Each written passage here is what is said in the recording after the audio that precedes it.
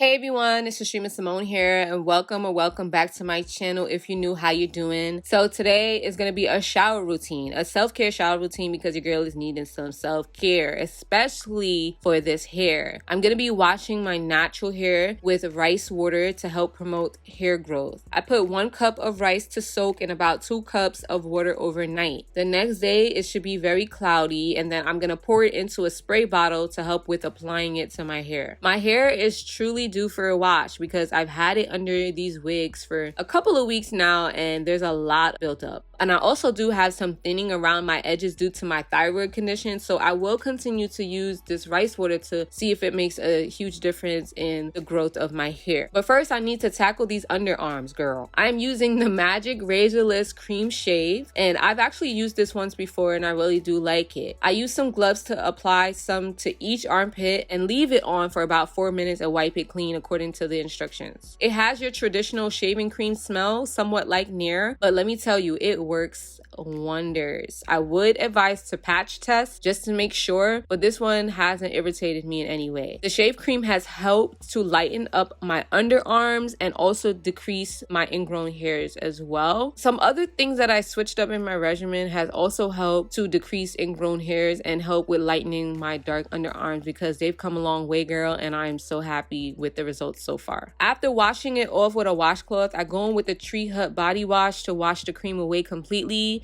so I can get rid of that smell. And I will be returning to this body wash later on in the shower routine.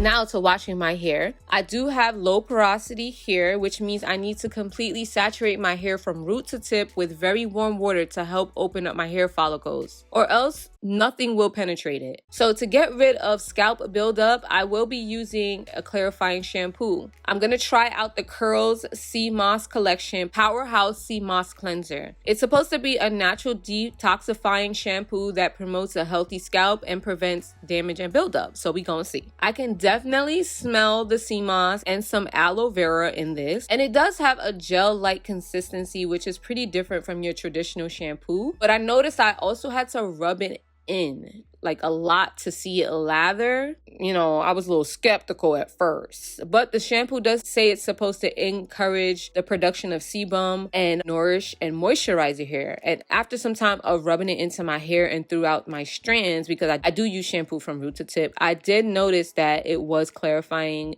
and moisturizing my hair. My hair did end up feeling a lot more manageable. It had like a more light feeling. So I will be returning to this Curls shampoo, and I definitely want to try out their conditioner to match this. So I highly recommend it.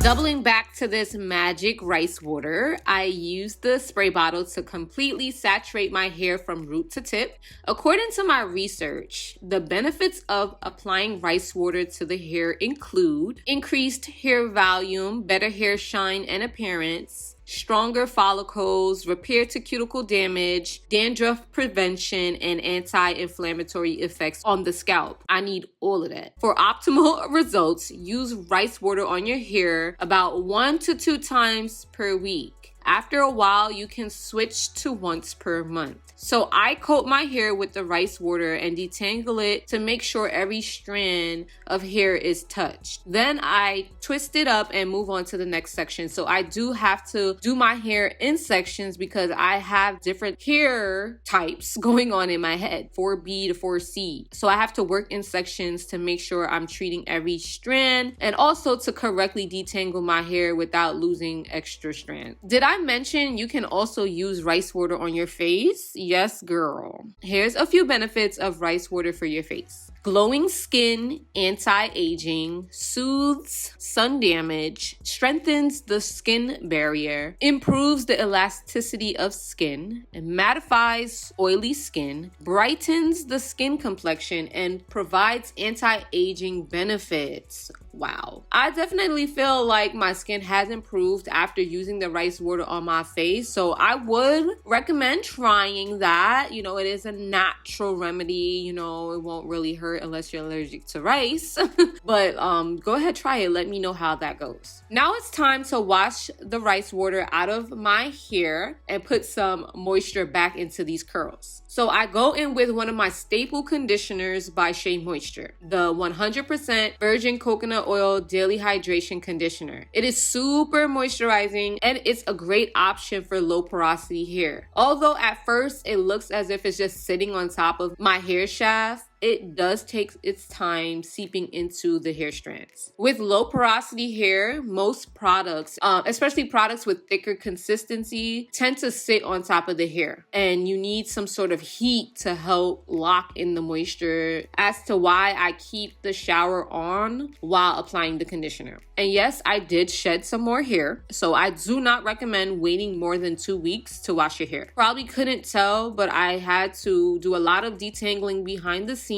And if you rush, you will end up losing more hair, more than you would naturally shed. So we naturally shed about 50 to 100 strands of hair per day. Let that sink in.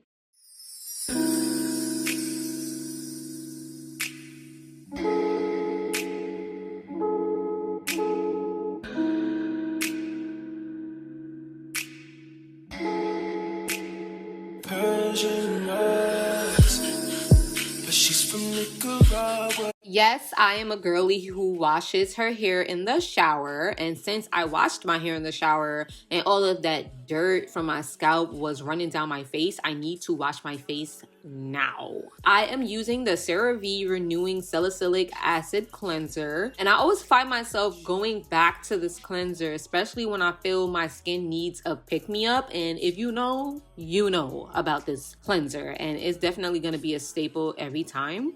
And now that my hair is all washed and out of the way, it is time to tend to my body, which is my favorite part. I love to double cleanse, and sometimes I even triple cleanse depending on how I feel. The Dove Sensitive Skin Bar Soap. It's affordable, hypoallergenic, moisturizing. It can even be used down there. But before the second cleanse, I do a body treatment, and in this case I'm using a body scrub. I just started using this slow sugar scrub exfoliant that I picked up at the European Wax Center after getting my Brazilian wax. This scrub smells so darn good. It smells like a vanilla mixed with a woody cashmere of feminine heaven. I wish I could just eat it up, okay? I scoop out a generous amount, buff in circular motions on every area that I shave. The powerful combination of the sugar crystals and the nourishing oils helps exfoliate and restore skin to reveal a healthy looking glow while slowing hair regrowth between waxes. The scrub is said to not clog the pores, is pH balanced, cruelty free, and dermatologist tested. So you can also use it on your lady parts downstairs, which I'm doing, and my wax lady also recommended. Just don't get it on the inside, of course. And it could also help with ingrown hairs. So this is another thing that I'm adding to my regimen that help to also lighten up my underarms and diminish those ingrown hairs. See if you're experiencing any darkness down there or even under your arms. The key is to exfoliate at least 1 to 3 times per week. Definitely worth the $20, okay? For my body, I am using the Tree Hut Sugar Scrub in the scent Watermelon. I have been so eager to try this one. It smells just like